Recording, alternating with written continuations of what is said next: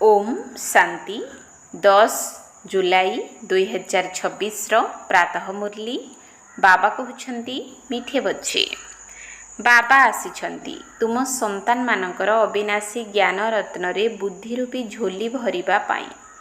एही गोटिए गोटिए ज्ञान रत्नर मूल्य लक्ष लक्ष टंका। बाबा आसिछंती तुम संतान मानकर अविनाशी ज्ञान रत्न रे बुद्धि रूपी झोली भरिबा पाई। एही गोटिए गोटिए ज्ञान रत्नर मूल्य लक्ष लक्ष टंका। प्रश्न गुप्त दानर एते अधिक महत्व काहींकि रहिछि? गुप्त दानर एते अधिक महत्व काहींकि रहिछि? उत्तर काहींकि ना बाबा एही समय रे तुमको गुप्त ज्ञान रत्नर दान देउछंती। एहाको दुनिया जानी नाही। पुणी तुमे माने एही सबु ज्ञान रत्न गुड़ी को दान करिबा द्वारा विश्वर राजत्व प्राप्त करुछ। एहा मध्य गुप्त अटे, ना कोनोसी युद्ध, ना कोनोसी गोला बारूद आदि, ना कोनोसी खर्च हेउछि। गुप्त रीति रे बाबा तुमको राज्य भाग्य दान देइछंती। सेइथिपाई गुप्त दानर बहुत महत्व रहिछि। ओम शांति डबल ओम शांति। गोटिए ओम शांति शिव बाबा कहउछंती, आउ गोटिए ब्रह्मा दादा कहउछंती। दुई जनकर स्वधर्म हैला शांति। दुई जन जाक शांति धाम निवासी अटंती। तुमे संतान माने मध्य शांति धामर निवासी अट। निराकारी देश रे रहिला वाला साकारी देश को अभिनय करिबा पाई आसीछ। कारण यह ड्रामा अटे ना। उपरु नहीं तल पर्यंत तुम मानक बुद्धि रे ड्रामार आदि मध्य अंतर ज्ञान भरी होई रहिछि। उच्चरु उच्च हेले भगवान, तांक सहित तांकर संतान माने। एही सबु कथा को भल भाबरे बुझ। तुम व्यतीत एही ज्ञान आउ काहा पाखरे नाही।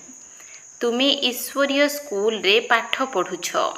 भगवान उवाच भगवान तो जणे ही अटंती। कौनसी 10-20 जन भगवान नाहांती। जेते भी सबु धर्मावलंबी अछंती सेथिरे जेते आत्मा अछंती समस्तंकर पिता जणे ही अटंती। पुणी सेही पिता जेतेबेले सृष्टि रचना करंती सेतेबेले तांकु कुहा जाए प्रजापिता ब्रह्मा। शिवंकु प्रजापिता कुहा जीव नाही। प्रजापिता तो जन्म मरण रे आसी थांती। आत्मा संस्कार आधार रे जन्म मरण रे आसी थाए। पुणी प्रजापिता ब्रह्मा मध्य आवश्यक। गायन रहिछि परमपिता परमात्मा प्रजापिता ब्रह्मांक द्वारा सृष्टिर रचना करिथांती। तांकु डाकी थांती ही हे पतित पावन आस। जेतेबेले दुनिया पतित होई जाए एवं तार शेष समय आसी जाए सेतेबेले ही बाबा आसी थांती पतितरु पावन करिबा पाई। एबे तुमे जानी गलणी बाबा कल्परे थरे मात्र आसी थांती, आउ केबे आसी ही न थांती। एबे तुमको सारा ज्ञान मिली जाइछि। तुमे माने ड्रामार अभिनेता अटना। ड्रामार अभिनेता मानकु समस्तंकर अभिनय विषय रे ज्ञान रहिबा दरकार। जे कौन कौन अभिनय सबु रहिछि सेगुड़िक हेला अल्प समयर छोट छोट पार्ट। सेमानकर अभिनय तो समस्तंकु जना पड़ी जाए। तुमे मध्य ड्रामा देखी करी आसुछ। जदि चाहिब तेबे ताकु लेखि पारिबो, मने पकाई पारिबो। ताहा तो छोटिया ड्रामा होई थाए। एहा तो बहुत बड़ बेहद्र ड्रामा अटे, जहाकु तुमे सत्य जुग ठारु नेई कली जुग अंत पर्यंत जानिछ। एबे तुमे पिला माने जानिछ आमको बेहद पितांक ठारु बेहद्र संपत्ति मिलुछि। पुणी हद्र पितांक ठारु हद्र वर्षा हद्र प्रॉपर्टी मिलुछि। बाबा बुझाई थिले द्वापर कली जुगरे जो माने राजा हेउछंती सेमाने पूर्व जन्म रे दान पुण्य आदि करिबा द्वारा गोटिए जन्म पई राजा होइथांती। एपरि नुहे जे सेमाने परवर्ती जन्म रे मध्य राजा हेबे। तुमे माने जे कि सत्य जुगरे राजा महाराजा थिलो एपरि भावना ही जे तुमर राजत्व कुआडे चाली जाई थाए। पुणी जेतेबेले भक्ति मार्ग आरंभ होइथाए सेतेबेले मध्य सेमाने जदि अधिक दान पुण्य करिथांती तेबे सेमाने मध्य राज्य भाग्य प्राप्त करिथांती। किंतु सेमाने पुणी बिकारी राजा होई जांती। तुमे माने ही जेउ माने कि पूज्य थिलो सेही माने ही पुणी पूजारी होई जाइछ। तथापि भी सुख तो रही थाए, दुख तो केवल वर्तमान ही मिलुछि। एबे तमो प्रधान अवस्थारे मध्य तुमको सुख मिलुछि। एठारे कोनोसी लड़ाई झगड़ार कथा नहीं। एसबु तो परे होई थाए, जेतेबेले लक्ष लक्ष संख्यारे होई जाइथांती, सेतेबेले लड़ाई आदि आरंभ होई जाइथाए। तुम संतान मानकु तो सत्ययुग त्रेता द्वापर रे मध्य सुख मिली थाए। जेतेबेले तमो प्रधान अवस्था आरंभ होई थाए, सेतेबेले किछि किछि दुख अनुभव होई थाए। एबे तो तमो प्रधान अवस्था ही अटे। बाबा बुझाउछंती एहा तो तमो प्रधान दुनिया। तुमे जानिछ एहा बेहद्र ड्रामा अटे। एथिरु केही भी मुकुली पारिबे नाही। मनुष्य जेतेबेले दुखरे विव्रत होई जांती, सेतेबेले कहिथांती भगवान एपरि खेल काहींकी रचना करिछंती। जदि भगवान रचना करि नथांते, तेबे दुनिया ही नथांता, किछि भी नथांता। रचयिता एवं रचना तो अछंती ना। से विषय विस्तृत ज्ञान मध्य रहिछि। सत्ययुग ठारू नेई कलियुग अंत पर्यंत आउ अल्प दिन बाकी अछि। तुमे माने मध्य वास्तव रे देखिबो, समय पूर्वरु तो देखाइबि नाही। 5000 वर्षर चक्र शेष हेबा पाई आउ अल्प समय बाकी अछि। सेतेबेलर दृश्य एबेठारु तो देखिबाकू दिया जीव नाही। जेतेबेले हेबो सेतेबेले ताकू साक्षी होई देखिबो। जहा हेबार अछि ताहा कल्प पूर्व सदृश्य हेबो। एहा तो तुमे देखुछ जे किपरि सबु प्रस्तुति चालिछि। विनाश तो निश्चित हेबो। सबु प्रकारर प्रस्तुति चालिछि। सेगुड़िक प्रथमरु ही ड्रामारे निर्धार्य रहिछि। विनाश निश्चित हेबो एवं तुम मानकु बाबा बुझाउछंती तुम मानकर आत्मा जहाँकि तमो प्रधान होई जाइछि, ताकू मध्य एहिठारे सत्व प्रदान करिबाकू हेबो। एकथा तुमे वर्तमान बुझुछ। बाबा गुप्त रूपरे आसुछंती, गुप्त रूपरे ही तुमको ज्ञान देउछंती। दुनिया रे केही एकथा जानि नाहंती। गुप्त रीतिरे विश्वर राज्य नेउछ। सेथिरे कौनसी प्रकारर गंडगोल हेउ नाही। बिल्कुल ही गुप्त दान कुहा जाए ना। बाबा आसी पिला मानकु अविनाशी ज्ञान रत्नर गुप्त दान देउछंती। बाबा मध्य केते गुप्त अटंती, तांको केही जानि नाहंती। एमाने सबो कुआडे जाउछंती। ब्रह्मा कुमार कुमारी माने कौन करूछंती केही किछि जानि नाहंती। तुमे पिला माने जानिछ बाबा केते गुप्त अटंती। तुम संतान मानकु गुप्तरे विश्वर मालिक करूछंती। ना कौनसी लड़ाई, ना कौनसी गोला बारूद, ना कौनसी खर्च। एठारे तो गोटिए छोट गाँ को दखल करिबा पाई ही केते झगड़ा माड़गोल होई जाउछि। तेबे बाबा आसी गुप्त दान देउछंती। अविनाशी ज्ञान रत्न रे तुमर झोली भरी देउछंती। कहउछंती हे शिव भोला भंडारी आमर झोली भरी दियो। तुमी जानिछ शिव बाबा आमर अविनाशी ज्ञान रत्न रे बुद्धि रूपी झुलामुणी भरी देउछंती। तेबे गोटिए गोटिए रत्न लक्ष लक्ष टंकार मूल्य अटे। तुमे केते रत्न दान करूछ, पुणी तुमे माने केते दानी हेउछ, ताहा मध्य गुप्त अटे। देवता मानकु केते अस्त्र शस्त्र केते भुजा सबु देई दैछंती। वास्तव रे से सबु किछि भी नाही। सत्य जुगरे देवता मानकर एते गुड़िए हाथ तो न थाए। कली जुगरे केते प्रकारर अस्त्र शस्त्र देई दैछंती। विनाश पाई तो बम सबु अछि। तेबे पुणी खंडा धनुषर आदि कौन करिवे। तुमे कहूछ ज्ञानर खड्ग ज्ञानर तरबारी, तेणु सेमाने एहाको अस्त्र शस्त्र बोली बुझी नैछंती। वास्तव रे एसबु किछि भी नुहें। तुमको तो गुप्त दान मिलुछि, पुणी तुमे समस्तंकु गुप्त दान देउछ। तुमे जानिछ बाबा आमको श्रीमत देउछंती। श्रीमत केवल भगवानकर ही अटे। तुमे जानिछ आमे नररु नारायण हेबा पाई आसीछु। तांको सर्वगुण संपन्न 16 कला संपूर्ण दैवी गुणधारी कुहा जाए। दैवी गुण केवल सही देवी देवता मानक पाखरे थाए। पुणी धीरे धीरे कला कमी कमी जाए। जेपरि पूर्ण चंद्रमार आलोक बहुत भल थाए, पुणी धीरे धीरे कमी जाए, कमी कमी चली थाए। बाकी एकदम पतला रेखा सदृश रही थाए, संपूर्ण समाप्त होई जाए नाही। गार भली निश्चित रही थाए, जाहाकू अमावास्या कहा जाए। ଏବେ ତୁମର ହେଲା ବେହଦ୍ର କଥା। ତୁମେ 16 କଳା ସମ୍ପୂର୍ଣ୍ଣ ହେଉଛ। ଦେଖାଉଛନ୍ତି କୃଷ୍ଣଙ୍କ ମୁଖରେ ମାତାମାନେ ଚନ୍ଦ୍ରମା ଦେଖିଥିଲେ। ଏସବୁ ହେଲା ସାକ୍ଷାତକାରର କଥା, ଯାହାର ଜ୍ଞାନ ବାବା ଆସି ଦେଉଛନ୍ତି। ଏବେ ତୁମକୁ ସମ୍ପୂର୍ଣ୍ଣ ହେବାର ଅଛି। ମାୟାର ସମ୍ପୂର୍ଣ୍ଣ ଗ୍ରହଣ ଲାଗିଯାଇଛି। ବାକି ଯାଇ ଧାରଟିଏ ରହିଥାଏ। ସିଡ଼ିରେ ଖସି ଖସି ଆସିଛ, ବାକି ସିଡ଼ିରେ ଖସିବାକୁ ହେବ। ତେବେ ଯାଇ ପୁଣି ସମସ୍ତଙ୍କୁ ଫେରିଯିବାକୁ ହେବ। ତୁମେ ତ ଏବେ ଅଳ୍ପ ସଂଖ୍ୟାରେ ଅଛ। ଆସ୍ତେ ଆସ୍ତେ ତୁମର ବୃଦ୍ଧି ହେବ। ପାଠପଢ଼ାରେ ବହୁତ ପିଲା ପାସ୍ ହୋଇନଥାନ୍ତି। ତୁମର ସେଣ୍ଟରଗୁଡ଼ିକ ମଧ୍ୟ ଧୀରେ ଧୀରେ ବୃଦ୍ଧି ପ୍ରାପ୍ତ କରିଚାଲିଛନ୍ତି। ଯେତେବେଳେ ସମୟ ନିକଟତର ହୋଇଯିବ, ସେତେବେଳେ ଯାଇ ବୁଝିବେ ଏମାନଙ୍କ ପାଖରେ କ'ଣ ଅଛି ଯେ ଦିନକୁ ଦିନ ବୃଦ୍ଧି ପ୍ରାପ୍ତ ହୋଇଚାଲିଛି। ଏବେ କହୁଛନ୍ତି ଆମେ ଭାବିଥିଲୁ ଏମାନଙ୍କ ସଂସ୍ଥା ଆଉ କେତେ ଦିନ ପର୍ଯ୍ୟନ୍ତ ଚାଲିବ, ବନ୍ଦ ହୋଇଯିବ। ଆରମ୍ଭ ସମୟରେ ଏହି ଭୟରେ ବହୁତ ପିଲା ପଳାଇଗଲେ। କିଏ ଜାଣେ କ'ଣ ହେବ?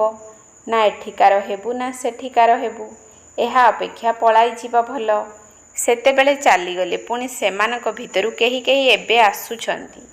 ବାବା ଆସି କେତେ ସହଜ ରୀତିରେ ବୁଝାଉଛନ୍ତି। ଏହି ଅବଳାମାନଙ୍କୁ, ଅହଲ୍ୟାମାନଙ୍କୁ କୌଣସି କଷ୍ଟ ଦେଉନାହାନ୍ତି। ଏମାନଙ୍କର ମଧ୍ୟ ଉଦ୍ଧାର ତ ହେବାର ଅଛି ନା। କହୁଛନ୍ତି ବାବା ଆମେ ତ କିଛି ଲେଖାପଢ଼ା କରିନାହୁଁ। ବାବା କହୁଛନ୍ତି ଯଦି କିଛି ନ ପଢ଼ିଛ ତେବେ ବହୁତ ଭଲ। ଶାସ୍ତ୍ର ଆଦି ଯାହା କିଛି ବି ପଢ଼ିଛ ସେସବୁକୁ ଭୁଲିଯାଅ। ମୁଁ କିଛି ଅଧିକ ପାଠ ପଢ଼ାଉ ନାହିଁ, କେବଳ କହୁଛି ମୋତେ ମନେ ପକାଅ। ତେବେ ବିଶ୍ୱର ରାଜ୍ୟ ଭାଗ୍ୟ ତୁମର। ବାସ୍ ତୁମର ନୌକା ପାର ହୋଇଯିବ। ପୁତ୍ର ଜନ୍ମ ହେଲା ପରେ ବାପା ବୋଲି କହିଥାଏ। ବାସ୍ ସମ୍ପତ୍ତିର ହକଦାର ହୋଇଯାଇଥାଏ। ଏଠାରେ ମଧ୍ୟ ତୁମେ ହକଦାର ହୋଇଯାଉଛ। ବାପ ଦାଦାଙ୍କୁ ୟାଦ କଲ ଏବଂ ରାଜଧାନୀ ତୁମର ହୋଇଗଲା। ସେଥିପାଇଁ ଗାୟନ ଅଛି, ଗୋଟିଏ ସେକେଣ୍ଡରେ ଜୀବନ ମୁକ୍ତି। ସାହୁକାର ଲୋକମାନଙ୍କର ଶେଷ ସମୟରେ ପାଠ ରହିଛି। ପ୍ରଥମେ ଗରିବମାନଙ୍କର ପାଳି, ସେମାନେ ତୁମ ପାଖକୁ ଆପେ ଆପେ ଆସିବେ। ଦଳିତମାନଙ୍କର ମଧ୍ୟ ଉଦ୍ଧାର ହେବାର ଅଛି। ଶବରୀର ମଧ୍ୟ ଗାୟନ ରହିଛି। କହୁଛନ୍ତି ରାମ ଶବରୀର କୋଳି ଖାଇଥିଲେ। ବାସ୍ତବରେ ରାମ ବି ନୁହନ୍ତି କି ଶିବ ବାବା ବି ନୁହନ୍ତି। ହଁ ହୋଇପାରେ ଏହି ବ୍ରହ୍ମାଙ୍କୁ ଖାଇବାକୁ ପଡ଼ିପାରେ। ଶବରୀ ଆଦି ଆସିବେ। ଧରିନିଅ ଟୋଲି ଆଦି କିଛି ଶ୍ରଦ୍ଧାରେ ନେଇ ଆସିଲେ, ତେବେ ମନା କିପରି କରିବା? ଶବରୀ, ବେଶ୍ୟା ଇତ୍ୟାଦି ଯଦି ଶ୍ରଦ୍ଧାପୂର୍ବକ କିଛି ନେଇ ଆସନ୍ତି, ତେବେ ତୁମେ ମଧ୍ୟ ଖାଇବ। ଶିବ ବାବା କହୁଛନ୍ତି ମୁଁ ତ ଖାଇବି ନାହିଁ, ମୁଁ ତ ଅଭୋକ୍ତା ଅଟେ। ତୁମ ପାଖକୁ ସମସ୍ତେ ଆସିବେ। ସରକାର ମଧ୍ୟ ସାହାଯ୍ୟ କରିବେ ଯେ ଏମାନଙ୍କର ଉଦ୍ଧାର କର। ତୁମକୁ ମଧ୍ୟ ଆପେ ଆପେ ପ୍ରେରଣା ଆସିବ। ବାବା ଗରିବର ବନ୍ଧୁ ଅଟନ୍ତି, ତେଣୁ ଆମେ ମଧ୍ୟ ଗରିବଙ୍କୁ ବୁଝାଇବା। ଶବରୀମାନଙ୍କ ଭିତରୁ ମଧ୍ୟ କେହି କେହି ବାହାରିବେ। ଏତେ ବଡ଼ ବୃକ୍ଷ, ଏଥିରେ କେହି ଜଣେ ବି ଦେବୀ ଦେବତା ଧର୍ମର ହୋଇନାହାନ୍ତି ଏବଂ ସମସ୍ତେ ଅନ୍ୟ ଧର୍ମକୁ ପରିବର୍ତ୍ତିତ ହୋଇଯାଇଛନ୍ତି। ଏବେ ବାବା କହୁଛନ୍ତି ଯେଉଁମାନେ ଭକ୍ତ ଆତ୍ମା ଅଛନ୍ତି ସେମାନଙ୍କୁ ବୁଝାଅ। ତୁମେ ଦେଖୁଛ ଦେବୀ ଦେବତା ଧର୍ମର ଚାରା କିପରି ଲାଗୁଛି, ବ୍ରାହ୍ମଣ କିପରି ହେଉଛନ୍ତି। ଯେଉଁମାନେ ସୂର୍ଯ୍ୟବଂଶୀ, ଚନ୍ଦ୍ରବଂଶୀ ଦେବତା ହୋଇଥିବେ ସେହିମାନେ ଆସିବାକୁ ଲାଗିବେ। ଯଦି ଥରେ ମାତ୍ର ବି ଶୁଣିଲେ ତେବେ ସ୍ୱର୍ଗରେ ନିଶ୍ଚିତ ଆସିବେ। ବାବା ତ କାଶୀ କଲବଟର ଦୃଷ୍ଟାନ୍ତ ମଧ୍ୟ ଶୁଣାଇଛନ୍ତି। ଶିବଙ୍କ ଉପରେ ଯାଇ ବଳି ଚଢ଼ୁଥିଲେ। ସେମାନଙ୍କୁ ମଧ୍ୟ କିଛି ତ ମିଳିବା ଦରକାର। ତୁମେ ମଧ୍ୟ ବଳି ଚଢ଼ୁଛ। ରାଜତ୍ୱ ପ୍ରାପ୍ତ କରିବା ପାଇଁ ପୁରୁଷାର୍ଥ କରୁଛ। ଭକ୍ତି ମାର୍ଗରେ ତ ରାଜତ୍ୱ କରିବାର ନଥାଏ। ଘରକୁ କେହି ବି ଫେରି ଯାଇପାରିବେ ନାହିଁ। ତେଣୁ କ'ଣ ହୁଏ, ସେମାନେ ଯେଉଁ ପାପ କରିଥାନ୍ତି ତାର ଦଣ୍ଡ କାଶୀ କଲବଟରେ ଭୋଗ କରି ଚୁକ୍ତ କରିଦେଇଥାନ୍ତି। ପୁଣି ନୂଆ କରି ଜନ୍ମ ମିଳିଥାଏ। ପୁଣି ନୂଆ କରି ପାପ ଆରମ୍ଭ ହୋଇଥାଏ। ବାକି ସମସ୍ତଙ୍କୁ ତ ଏହିଠାରେ ହିଁ ରହିବାକୁ ପଡ଼ିବ। ନମ୍ବର 1ରେ ତୁମେ ହିଁ ଅଛ। ତୁମେ ହିଁ 84 ଜନ୍ମ ଭୋଗ କରୁଛ। ସମସ୍ତଙ୍କୁ ସତୋ ରଜୋ ତମୋରେ ଆସିବାକୁ ପଡ଼ିଥାଏ। ବାବା କହୁଛନ୍ତି ଏହି ସମୟରେ ସାରା ମନୁଷ୍ୟ ସୃଷ୍ଟି ବୃକ୍ଷର ଜୀର୍ଣ୍ଣଶୀର୍ଣ୍ଣ ଅବସ୍ଥା ହୋଇଯାଇଛି। ମନୁଷ୍ୟ ତ ବିଲକୁଲ ଘୋର ଅନ୍ଧକାର ଭିତରେ କୁମ୍ଭକର୍ଣ୍ଣ ନିଦ୍ରାରେ ଶୋଇ ରହିଛନ୍ତି। ଗୋଟିଏ କୁମ୍ଭକର୍ଣ୍ଣ ନୁହେଁ, ଅନେକ ଅଛନ୍ତି। ତୁମେ କେତେ ବି ବୁଝାଉଛ, ଶୁଣୁ ହିଁ ନାହାନ୍ତି। ଯେଉଁମାନଙ୍କର ଅଭିନୟ ସ୍ୱର୍ଗ ଦୁନିଆରେ ରହିଛି ସେହିମାନେ ହିଁ ପୁରୁଷାର୍ଥ କରୁଛନ୍ତି ଏବଂ ସେହିମାନେ ହିଁ ମାତା ପିତାଙ୍କର ହୃଦୟରେ ସ୍ଥାନ ପାଉଛନ୍ତି। ସିଂହାସନର ଅଧିକାରୀ ମଧ୍ୟ ସେହିମାନେ ହିଁ ହେବେ। କେତେକ ମାତାମାନେ ପଚାରୁଛନ୍ତି, ବାବା ପିଲାମାନଙ୍କୁ ଆକଟ କରିବାକୁ ପଡ଼ୁଛି। ବାବା କହୁଛନ୍ତି ଏଥିରେ ସେତେ କିଛି ଦୋଷ ନାହିଁ। ତୁମେମାନେ ଡାକୁଛ ଆମ ପତିତମାନଙ୍କୁ ଆସି ପାବନ କର। ବାବା ମଧ୍ୟ କହୁଛନ୍ତି କାମ ବିକାର ମହାଶତ୍ରୁ ଅଟେ। ଏମିତି କୁହାଯାଏ ନାହିଁ ଯେ କ୍ରୋଧ ଶତ୍ରୁ ଅଟେ। ମାତାମାନଙ୍କ ଭିତରେ ସେତେଟା କ୍ରୋଧ ନଥାଏ। ପୁରୁଷମାନେ ବହୁତ ଲଢ଼େଇ କରିଥାନ୍ତି। ଏବେ ବାବା ତୁମ ମାତାମାନଙ୍କୁ ଆଗରେ ରଖିଛନ୍ତି। ବନ୍ଦେ ମାତରମ୍। ନଚେତ୍ ମାତାମାନଙ୍କୁ କହିଥାନ୍ତି ପତି ହିଁ ତୁମର ଗୁରୁ ଈଶ୍ୱର ଅଟନ୍ତି। ତାଙ୍କ ମତରେ ଚାଲିବାର ଅଛି। ହସ୍ତଗଣ୍ଠି ପଡ଼ିଲା ମାତ୍ରେ ତୁରନ୍ତ ପତିତ ହୋଇଯାଇଥାନ୍ତି। ତେବେ କ'ଣ ତାଙ୍କୁ ଏହିଭଳି ଈଶ୍ୱର ମିଳିଲେ? ବର୍ତ୍ତମାନ ରାମ ରାଜ୍ୟର ସ୍ଥାପନା ହେଉଛି। ବାକି ସମସ୍ତେ ମରି ଚାଲିବେ। ବାବା ବୁଝାଉଛନ୍ତି ବିନାଶ କାଳରେ ବିପରୀତ ବୁଦ୍ଧି, ବିନାଶ କାଳରେ ପ୍ରୀତି ବୁଦ୍ଧି। ତୁମମାନଙ୍କର ପରମପିତା ପରମାତ୍ମାଙ୍କ ସହିତ ପ୍ରୀତି ବୁଦ୍ଧି ରହିଛି। ତୁମର ଆତ୍ମା ଜାଣିଛି ଯେ ଶିବ ବାବା ୟାଙ୍କ ଶରୀରରେ ଆସୁଛନ୍ତି। ୟାଙ୍କ ଦ୍ୱାରା ଆମେ ଶୁଣୁଛୁ। ଏତେ ଛୋଟ ବିନ୍ଦୁ ଅଟନ୍ତି। ଶିବ ବାବାଙ୍କର ଇଏ ଅସ୍ଥାୟୀ ରଥ ଅଟନ୍ତି। ୟାଙ୍କ ଦ୍ୱାରା ବାବା ଏହି ରୁଦ୍ର ଜ୍ଞାନଯଜ୍ଞ ରଚନା କରିଛନ୍ତି, ଯାହାକି ବଢ଼ି ବଢ଼ି ଚାଲିବ। ପିଲାମାନଙ୍କର ବୁନ୍ଦା ବୁନ୍ଦା ସହଯୋଗରେ ପୋଖରୀ ଭରି ଚାଲିଛି। ପିଲାମାନେ ନିଜର ସବୁ କିଛି ସଫଳ କରି ଚାଲିଛନ୍ତି, କାରଣ ଜାଣିଛନ୍ତି ଏସବୁ ତ ମାଟିରେ ମିଶିଯିବ, କିଛି ବି ରହିବାର ନାହିଁ। ଅତି କମ୍ରେ ଏତିକି ତ ସଫଳ ହୋଇଯାଉ। ସୁଦାମାର ମଧ୍ୟ ଦୃଷ୍ଟାନ୍ତ ଅଛି ନା। ମାତାମାନେ ବାବାଙ୍କ ପାଖକୁ ଚାଉଳ ମୁଠାଏ ବା 6-8 ଟଙ୍କା ପଠାଇ ଦେଉଛନ୍ତି। ବାବା କହୁଛନ୍ତି ବାହା ଝିଅ, ବାବା ତ ଦୀନବନ୍ଧୁ ଅଟନ୍ତି ନା। ଏସବୁ ଡ୍ରାମାରେ ନିର୍ଦ୍ଧାର୍ଯ୍ୟ ହୋଇ ରହିଛି। ପୁଣି ବି ହେବ। ବନ୍ଧନଯୁକ୍ତ ମାତାମାନେ ଅଛନ୍ତି। ବାବା କହୁଛନ୍ତି ତୁମେ ଭାଗ୍ୟଶାଳୀ ଅଟ। ଶିବ ବାବାଙ୍କ ହାତ ତ ମିଳିଛି ନା। ଗୋଟିଏ ସମୟ ଆସିବ ଯେତେବେଳେ ସବୁ ଆର୍ଯ୍ୟ ସମାଜ ମଧ୍ୟ ସମସ୍ତେ ଆସିବେ। ଯିବେ କୁଆଡ଼େ? ମୁକ୍ତି ଜୀବନ ମୁକ୍ତିର ହାଟ ତ ଗୋଟିଏ। ଦଣ୍ଡ ଭୋଗ କରି ସମସ୍ତଙ୍କୁ ମୁକ୍ତିଧାମକୁ ଯିବାର ଅଛି। ଏହା ହେଉଛି ଅନ୍ତିମ ମହାବିନାଶର ସମୟ। ସମସ୍ତେ ଘରକୁ ଫେରିବେ। ଏହା ହେଉଛି ସାଜନଙ୍କର ବରଯାତ୍ରୀ। କିପରି ବରଯାତ୍ରୀ ଯିବେ ଏହାର ମଧ୍ୟ ସାକ୍ଷାତକାର ହେବ। ତୁମ ବ୍ୟତୀତ ଆଉ କେହି ଏହା ଦେଖିପାରିବେ ନାହିଁ। ଆଚ୍ଛା, ମିଠା ମିଠା ଶିଖିଲ ଦିଏ ସନ୍ତାନମାନଙ୍କ ପ୍ରତି ମାତା ପିତା ବାପଦାଦାଙ୍କର ମଧୁର ସ୍ନେହଭରା ସ୍ମୃତି ଏବଂ ସୁପ୍ରଭାତ। ଆତ୍ମିକ ପିତାଙ୍କର ଆତ୍ମିକ ସନ୍ତାନମାନଙ୍କୁ ନମସ୍ତେ। ଆତ୍ମିକ ସନ୍ତାନମାନଙ୍କର ଆତ୍ମିକ ବାପଦାଦାଙ୍କୁ ନମସ୍ତେ ନମସ୍ତେ ନମସ୍ତେ। ସୁପ୍ରଭାତ। ଧାରଣା ପାଇଁ ମୁଖ୍ୟ ସାର। 1 ନମ୍ବର ପଏଣ୍ଟ। ବାବାଙ୍କ ଦ୍ୱାରା ଜ୍ଞାନର ଯେଉଁ ଗୁପ୍ତ ଦାନ ମିଳିଛି ତାର ମୂଲ୍ୟକୁ ବୁଝି ନିଜର ବୁଦ୍ଧିରୂପୀ ଝୁଲାମୁଣିକୁ ଜ୍ଞାନରତ୍ନରେ ଭରପୁର କରିବାକୁ ହେବ। ସମସ୍ତଙ୍କୁ ଗୁପ୍ତ ଦାନ ଦେଇ ଚାଲିବାକୁ ହେବ। ବାବାଙ୍କ ଦ୍ୱାରା ଜ୍ଞାନର ଯେଉଁ ଗୁପ୍ତ ଦାନ ମିଳିଛି ତାର ମୂଲ୍ୟକୁ ବୁଝି ନିଜର ବୁଦ୍ଧିରୂପୀ ଝୁଲାମୁଣିକୁ ଜ୍ଞାନରତ୍ନରେ ଭରପୁର କରିବାକୁ ହେବ। ସମସ୍ତଙ୍କୁ ଗୁପ୍ତ ଦାନ ଦେଇ ଚାଲିବାକୁ ହେବ। 2 ନମ୍ବର ପଏଣ୍ଟ। ଏହା ମହାବିନାଶର ସମୟ, ଯେତେବେଳେ କି ଘରକୁ ଫେରିବାର ଅଛି। ତେଣୁ ନିଜର ସବୁ କିଛି ସଫଳ କରିବାର ଅଛି। ପ୍ରୀତି ବୁଦ୍ଧି ହେବାର ଅଛି। ମୁକ୍ତି ଏବଂ ଜୀବନ ମୁକ୍ତିର ରାସ୍ତା ସମସ୍ତଙ୍କୁ ଦେଖାଇବାର ଅଛି। ଏହା ମହାବିନାଶର ସମୟ, ଯେତେବେଳେ କି ଘରକୁ ଫେରିବାର ଅଛି। ତେଣୁ ନିଜର ସବୁ କିଛି ସଫଳ କରିବାର ଅଛି। ପ୍ରୀତି ବୁଦ୍ଧି ହେବାର ଅଛି। ମୁକ୍ତି ଏବଂ ଜୀବନ ମୁକ୍ତିର ରାସ୍ତା ସମସ୍ତଙ୍କୁ ଦେଖାଇବାର ଅଛି। ବରଦାନ। ଭୋଳାପଣିଆ ସହିତ ମାଷ୍ଟର ସର୍ବଶକ୍ତିମାନ ହୋଇ ମାୟାକୁ ସମ୍ମୁଖୀନ କରୁଥିବା ଶକ୍ତି ସ୍ୱରୂପ ଭବ। ଭୋଳାପଣିଆ ସହିତ ମାଷ୍ଟର ସର୍ବଶକ୍ତିମାନ ହୋଇ ମାୟାକୁ ସମ୍ମୁଖୀନ କରୁଥିବା ଶକ୍ତି ସ୍ୱରୂପ ଭବ। କେବେ କେବେ ଭୋଳାପଣିଆ ବହୁତ ବଡ଼ କ୍ଷତି କରିଦେଇଥାଏ। ସରଳତା ଭୋଳା ରୂପ ଧାରଣ କରିନିଏ। କିନ୍ତୁ ଏଭଳି ଭୋଳା ମଧ୍ୟ ହୁଅ ନାହିଁ। ଯାହାକି କୌଣସି କଥାକୁ ସମ୍ମୁଖୀନ କରିପାରୁନଥିବ। ସରଳତା ସହିତ ସମାହିତ କରିବାର ଏବଂ ସହନ କରିବାର ମଧ୍ୟ ଶକ୍ତି ଦରକାର। ଯେପରି ବାବା ଭୋଳାନାଥ ହୋଇଥିଲେ ମଧ୍ୟ ଅଲମାଇଟି ଅଥୋରିଟି ଅର୍ଥାତ୍ ସର୍ବଶକ୍ତିମାନ ମଧ୍ୟ ଅଟନ୍ତି, ସେହିପରି ତୁମେମାନେ ମଧ୍ୟ ଭୋଳାପଣିଆ ସହିତ ଶକ୍ତି ସ୍ୱରୂପ ମଧ୍ୟ ହୁଅ, ଯାହାଫଳରେ ମାୟାର ଗୋଳା ଅର୍ଥାତ୍ ଆଘାତ ଲାଗିବ ନାହିଁ। ମାୟା ସମ୍ମୁଖୀନ କରିବା ପରିବର୍ତ୍ତେ ନମସ୍କାର କରିବ।